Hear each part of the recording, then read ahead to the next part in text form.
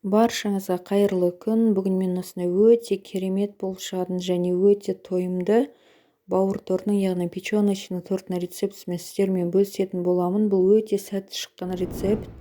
Сондықтан қорықпай жасап көріңіздер. Және мен каналыма тіркеліп қоңыраушаны басып өтіңіздер. Мұнда мен барлық керек заттарды сіздерге көрсетіп қойдым және описанияға міндетті түрде барлық құрамды жазып кететін боламын. Міндетті түрде дәл сол құраммен жасаңыздар.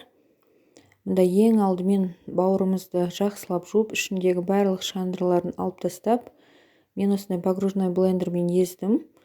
Егер сіздерде погружной блендер болмаса, ет тартқыштың көмегімен езіп алсаңыздар болады. Мұнда погружной блендер бізге барлығын бір келкі қылып майда қылып езіп береді. Мұны осындай езілді. Енді осыған сүтті құямын. Дәл видеодағыдай араластырасыздар. Және сұйық майымды 3 жұмыртқамды салам. Егер сіздерде үлкен жұмыртқа болса, 2 жұмыртқа болады. Мұны барлығын осындай бір келкі болғанша араластырып аламын. Егер сіздерде яғни осындай блендер болмаса, сіздер венчиктің көмегімен араластыратын боласыздар. Мұны енді тұзымды салдым ары қарай. Онда осындай елегіштің көмегімен, яғни елегіштен өткізіп аламыз. Және онда венчикпен осылай бір келкі болғанша араластырамыз. Мұны бізде осындай масса шықты.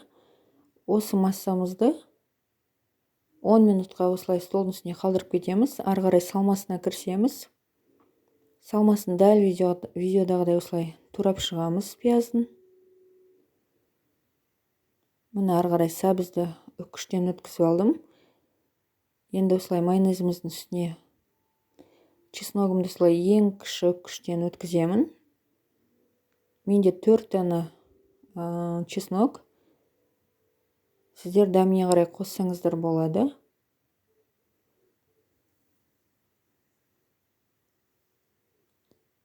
Мұны барлығын осылай дайындап алдым. Енді қызып тұрған табама майды құйып, үстіне пияз салып, кішкене ғана араластырамын. Және пиязымды қызарғанша қуырып алам.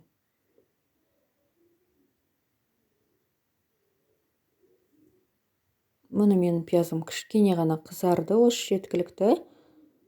Енді сәбізімізді саламыз. Екеуін біріктіріп араластырып жіберіп, ары қарай дәміне қарай тұзымызды, қара бұрышымызды салатын боламыз.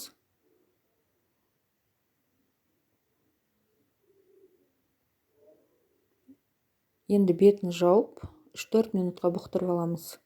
Мұны менде салма дайын болды.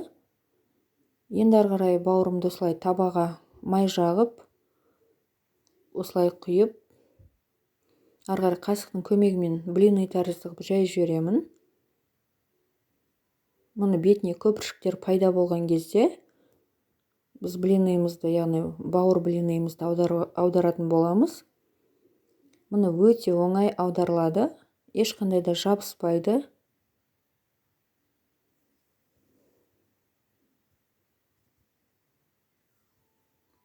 Келесі блинныларымызды дәл солай қылып, дәл видеодағыдай жасап шығасыздар. Бұл рецепт өте сәтті шыққан рецепт, сондықтан қорықпай жасай берсеңіздер болады. Дәл видеодағыдай пісіріп аласыздар барлығын, бірінен кейін бірін.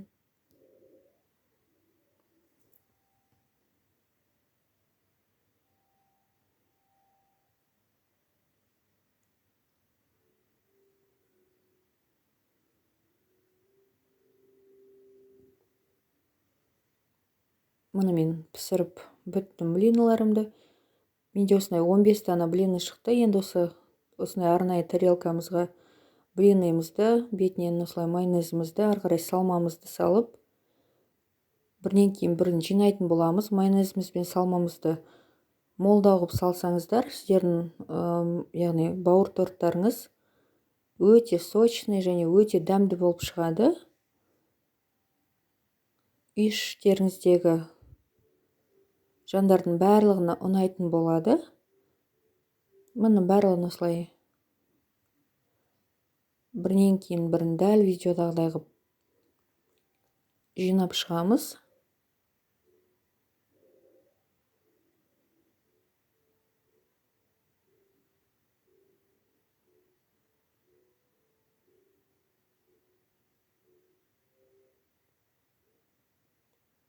Мен барлығын осылай жинап алдым. Енді бетіне осылай укроппен сәндейтін боламын. Сіздер кез келген затпен сәндесеңіздер болады, яғни сырмен, қайнаған жұмыртқамен, яғни барлығын үккіштен өткізіп сәндесеңіздер болады. Ол өз еріктеріңізде.